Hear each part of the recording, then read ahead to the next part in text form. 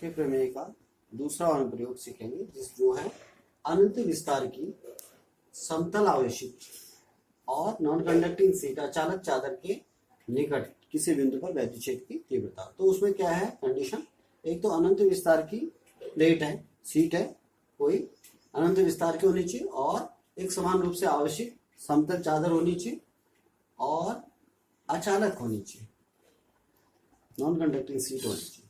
तो उसके लिए हम एक नॉन कंडक्टिंग सीट यहाँ पर बना ले रहे हैं। अनंत विस्तार की तो बना नहीं सकते, तो हम सपोज इसका आकार इतना ले लिया हमने। इस सीट के कारण हमको कोई बिंदु इस सीट से 8 दूरी पर स्थित कोई बिंदु है, यहाँ पर, यहाँ इस बिंदु P पर वैद्युत क्षेत्र की तीव्रता निकालनी है। तो ये अनंत विस्तार की, अब इसका विस्तार अनंत होगा, लेकिन हमने फिलहाल इतना सीट ली थी। तो इसके लिए हम इस सीट को, हमने बोला कि आवेशित सीट है, तो सपोज ये सीट जो है हमारी धन आवेश से हम आवेशित ले रहे हैं इसमें। तो समान रूप से आवेशित ये सीट होगी। यहाँ पर मैं ज्यादा न दिखा के थोड़ा सा पोर्शन दिखा रहा हूँ। जो धनावेशित है मतलब पूरे में धनावेश समान रूप से वितरित रहेगा, ये धनावेशित सीट है।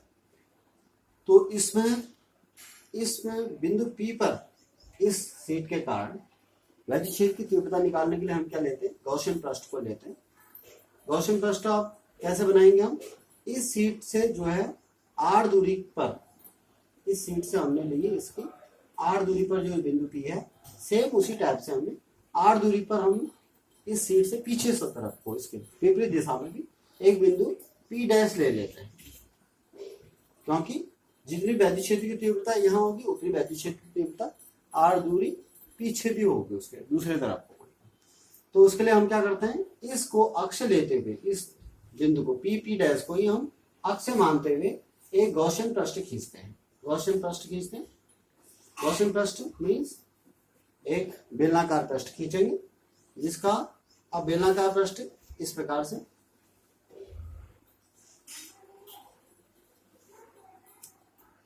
ये बेलनाकार पृष्ठ खींचा हमने, गॉसियन पृष्ठ।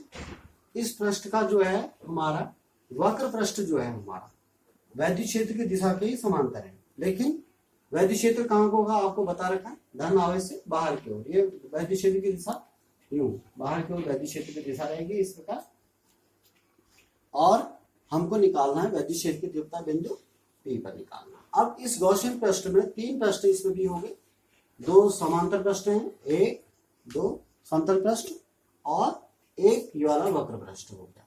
तो ये जो समतल पृष्ठ हैं दोनों साइड के, तो इसको हमने S1 S2 ये 2 पृष्ठ ले ली, और वक्र पृष्ठ को हमने S3, जैसे उसमें माना था हमने अनंत लंबाई के तार के कारण निकाला था, उसी प्रकार इसमें भी हमने 3 पृष्ठ ले लिए, S1 S2 और S3, 3 पृष्ठ ले लिए।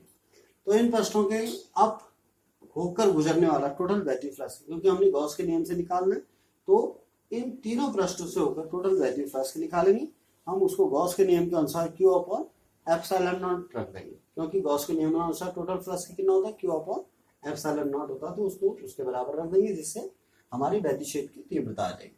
तो उसके लिए हमने क्या करना है, सबसे पहले हम क्या करेंगे, इस गॉसियन पृष्ठ से होकर गुजरने वाला फ्लक्स को निकालेंगे। तो अब इसके लिए हमने माना इस जो हमारा समतल चादर है, इससे 8 दूरी पर जो बिंदु P है, इसकी दूरी हमने कितनी ली, 8 दूरी इस साइड को भी ली है एक तरफ को चादर के, और 8 दूरी दूसरे तरफ भी ले रखी है। तो यहाँ पर वैद्युत क्षेत्र की दिशा इधर होगी, और यहाँ वैद्युत क्षेत्र की दिशा कहाँ होगी, इधर होगी 8 दूरी, क्योंकि धनावेश से बाहर की ओर होती है। कहने का मतलब धनावेश उस तरफ को भी बाहर की दिशा होगी, इस तरफ भी, क्योंकि ये पूरा जो है धनावेशित समतल चादर है, तो इस तरफ को बाहर की ओर होगी, धनावेश से बाहर की ओर। यहाँ भी धनावेश है, तो यहाँ भी सेम चीज हुई, तो धनावेश से यहाँ भी बाहर की ओर, तो वैद्युत क्षेत्र की दिशा यहाँ भी बाहर की ओर होगी।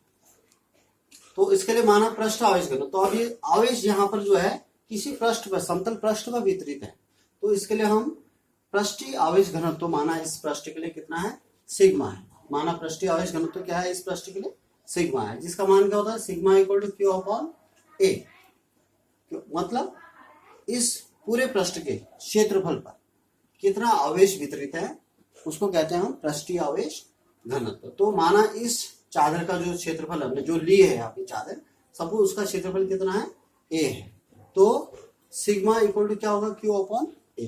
तो एकांक क्षेत्रफल पर जितना हमने इसको पहले पढ़ा हुआ है, एकांक क्षेत्रफल पर किसी समतल प्लेट के समतल चादर के कितना आवेश वितरित है उसी को कहते हैं पृष्ठीय आवेश घनत्व। तो इसको हम सिग्मा से दिखाते हैं। इसका मात्रक जो होगा वो कूलाम प्रति मीटर स्क्वायर, कूलाम पर मीटर स्क्वायर होता है उसका। जैसे कूलाम प्रति मीटर था हमारा रेखीय आवेश घनत्व का, इसका कूलाम प्रति मीटर स्क्वायर होता है।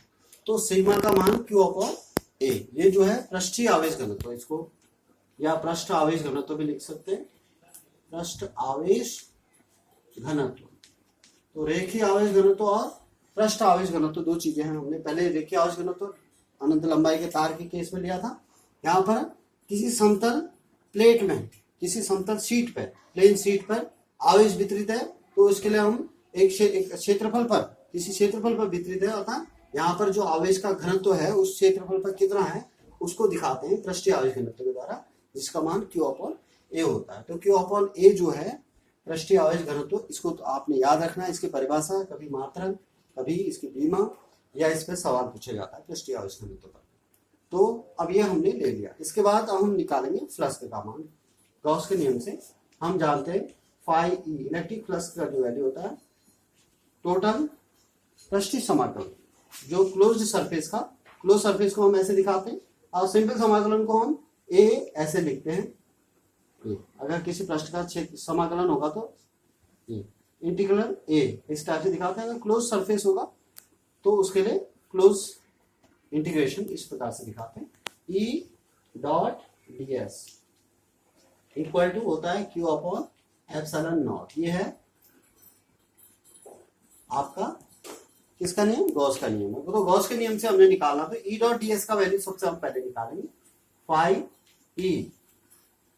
ई का वैल्यू क्या हो जाएगा, integration E dot D S के मान, ई डॉट डी एस को हम तीन भागों में तोड़ेंगे। इसमें यहाँ पर वैद्युत क्षेत्र सभी जगह समान रूप से ई है, तो ई डॉट डी एस के मान, अब यहाँ पर तीन सरफेस हैं S1, S2 और S3, तो ये क्या हो जाएगा ई dot D S one plus integration E dot D S two plus integration E dot D S three. ये जो तीन हमारे फ्लक्स का आए अलग अलग पृष्ठों से, इस पृष्ठ से कितना फ्लक्स गुजरेगा, इससे कितना गुजरेगा, और ये वक्र पृष्ठ से कितना फ्लक्स गुजरेगा। तो दो समतल पृष्ठ और एक वक्र पृष्ठ से होते हुए कितना फ्लक्स गुजरेगा। तो इसका जो मान आएगा वो आएगा ई डॉट डी एस वन। देखिए आप डी एस वन का जो है ई कांस्टेंट चीज है, बाहर आ गई। अगर हम इंटीग्रेशन निकालते हैं, integration E dot D S का मान कितना होता है, E D S cos theta होता है। E D S cos theta मतलब E D S one cos theta.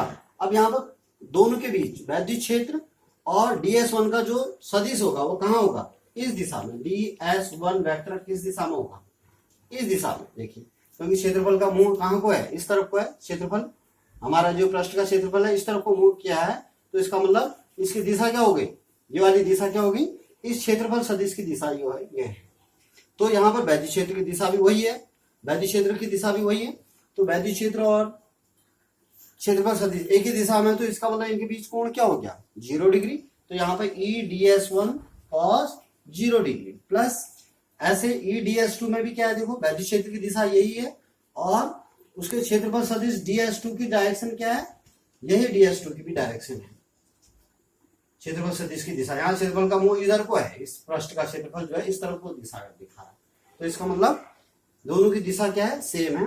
तो यहाँ पर क्या आ जाएगा, integration E D S two cos 0 degree plus अब integration E dot D S three का वैल्यू देखिए आप, डी एस थ्री क्या है, यहाँ पर जो वक्र पृष्ठ है। अब वक्र पृष्ठ में देखो वैद्युत क्षेत्र की दिशा बाहर को है, और जबकि उसमें अगर मैं यहाँ पर एक पोर्शन ये वाला जैसे ले लूं, तो इसकी पृष्ठ की दिशा डी एस थ्री, इसका मान कहाँ आ रहा है, ऊपर की ओर या आगे की ओर या नीचे की ओर। यहाँ पर अगर लेंगे पृष्ठ क्षेत्रफल, वो कहाँ की होगी दिशा, नीचे की ओर या आगे इस फ्रंट फ्रंट पोर्शन में लेंगे तो दिशा इधर को, यहाँ लेंगे तो ऊपर की ओर, यहाँ लेंगे तो नीचे की ओर, हर तरफ दिशाएं जो हो रही वैद्युत क्षेत्र की बिल्कुल क्या है, वैद्युत क्षेत्र की दिशा ये है और पृष्ठ की दिशाएं क्या है, बिल्कुल उसके लंबवत है। तो वैद्युत क्षेत्र और पृष्ठ की दिशाएं हमेशा ऊपर नीचे आगे पीछे हमेशा क्या होंगी, लंबवत रहेंगी वैद्युत क्षेत्र के। तो इनके बीच में हमेशा कोण क्या रहेगा, वैद्युत क्षेत्र और जो हमारा क्षेत्रफल सदिश है वक्र पृष्ठ के लिए, उनके बीच कोण क्या रहेगा, हमेशा 90 डिग्री रहेगा। क्या रहेगा, EDS3 cos 90। तो ये मान आ गया हमारे फ्लक्स के। अब इनको हमने देखो cos 0 1 होता है, cos 0 यहाँ पे 1 हो जाएगा, ये cos 90 0 होता है, तो ये वाला पोर्शन क्या हो गया, पूरा 0 हो गया। 0 cos 90 का मान 0 होने से EDS3 ये भी 0 से मल्टीप्लाई हुआ तो 0 हो गया। कहने का मतलब cos 0 1 होने से सिर्फ ये वाला मान आया हमारा, integration EDS1 plus integration EDS2, और ये वाला पोर्शन हमारा प्लस 0 हो गया। तो ये फ्लक्स का जो हमारा मान आया, टोटल फ्लक्स का जो आ गया वैद्युत फ्लक्स का, हम φE लिख रहे हैं इसको, φE का वैल्यू कितना आ गया, EDS1। अब E जो है ये कांस्टेंट चीज है, इंटीग्रेशन ऑफ DS1 होगा, DS1 का इंटीग्रेशन कितना होगा, H1। इसमें जितने भी अल्पांश होंगे सभी, इन अल्पांशों के लिए जो भी अल्पांश हम लेंगे इनमें सारे DS1 सारे अल्पांश को जोड़ेंगे तो क्या आ जाएगा, S1 आ जाएगा। कहने का मतलब इंटीग्रेशन DS1 का मान क्या हो गया, S1, और इंटीग्रेशन ये आप देखिए E कांस्टेंट चीज है, प्लस DS2, इंटीग्रेशन DS2 मतलब इंटीग्रेशन ये सारे अल्पांश जितने भी होंगे DS2 सबको जोड़ देंगे तो क्या आ जाएगा, S2 आ जाएगा, पूरा क्षेत्रफल इसका। तो इसका मान कितना आ गया, इंटीग्रेशन DS2 का मान S2 आ गया। लेकिन S1 और S2 क्या है, एक बेलन के दोनों समतल पृष्ठ हैं। इसका मतलब हम क्या लिख सकते हैं यहाँ पर, चूंकि S1 इक्वल टू S2 है, इसी को हम S भी लिख सकते हैं। इसको क्या लिख सकते हैं, एक समान क्षेत्रफल है तो इसको S लिख सकते हैं। इसलिए φE का जो वैल्यू आ गया वो कितना आ गया, प्लस वैद्युत फ्लक्स का मान ES तो कितना आ गया, 2ES। S1 और S2 S के बराबर हैं, इसलिए φE का मान क्या आ गया, S, ये भी हो गया, ये भी S हो गया, ES तो 2ES डबल हो गया, तो डबल ES आ गया। कहने का मतलब हमारा ये फ्लक्स का आ गया। ये फर्स्ट इक्वेशन हो गई। ऐसे जबकि हम गॉस के नियम से हम जानते हैं फाई इक्वल टू कितना होता है, Q अपॉन एप्सिलॉन नॉट, ये गॉस के नियम से होता है। तो इसका मतलब क्या होगा, Q की वैल्यू हम क्या रख देंगे यहाँ पर, देखिए Q इक्वल टू किसी समतल अनंत विस्तार की जो है चादर के लिए Q अगर आवेश वितरित है, A उसका क्षेत्रफल है चादर का, तो Q का वैल्यू क्या हो जाता है, सिग्मा इंटू ए। अगर उसका पृष्ठीय आवेश घनत्व तो सिग्मा हो तो sigma equal to Q into A, तो Q into A upon epsilon naught, ये आ जाता है value. Q equal to sigma into A, sorry यहाँ पर sigma into A upon epsilon naught. Q का मान sigma into A upon epsilon naught, ये रख दिया। ये सेकेंड इक्वेशन आ गई। तो इक्वेशन फर्स्ट और सेकंड से देखिए, ये भी फ्लक्स का है, इससे पास होने वाला, और ये भी फ्लक्स का है। तो दोनों फ्लक्स जो होंगे, इलेक्ट्रिक फ्लक्स दोनों जो आ जाएंगे, ये क्या रहेंगे, इक्वल रहेंगे। तो 2ES का वैल्यू किसके बराबर आएगा, sigma A upon epsilon not से। देखिए सो 2ES इक्वल टू किसके बराबर होगा, sigma A upon epsilon not. तो यहां से E इक्वल टू इसलिए क्या आ जाता है, E का वैल्यू ये 2S अपॉन नीचे चले जाएगा तो कितना आ जाएगा यहां से ये, या जो हमने A लिखा है, सॉरी इसको A ना लिख के S लिखना है यहाँ पर, SS तब कर पाएंगे क्योंकि क्षेत्रफल को हमने यहाँ पर A से नहीं दिखाया, यहाँ से S दिखाएंगे तो गलत हो जाएगा। क्षेत्रफल जो है इस पूरे पृष्ठ का हमने ले लिखा S, तो यहाँ भी S लिखेंगे, यहाँ पर S हो जाएगा। ये इन चीजों A को S लिख देना है आपको, क्षेत्रफल को एरिया या सरफेस एरिया S कहीं ऐसे दिखा रखा, इसमें चेंज नहीं करना है, दोनों को एक जगह पर S लिखा है तो दूसरी जगह भी ऐसे लिखना है सरफेस एरिया, तो नहीं तो कट नहीं पाएंगे, S और A कट नहीं पाएगा क्योंकि है एक ही चीज, वो दोनों सरफेस एरिया उसी समतल चादर के हैं। तो S इंटू ये S हो गया, तो SS क्या हो गया, कट गए। E इक्वल टू क्या आ गया, सिग्मा अपॉन ये 2 नीचे चले जाएगा, तो sigma upon 2 epsilon not, sigma upon 2 epsilon naught, ये आता है तुम्हारा क्षेत्रफल, ये वैद्युत क्षेत्र की तीव्रता का सूत्र किसी अनंत विस्तार की समतल आवेशित चादर की r दूरी पर या p बिंदु पर, किसी बिंदु पर वैद्युत क्षेत्र की तीव्रता का सूत्र है। तो थैंक्स।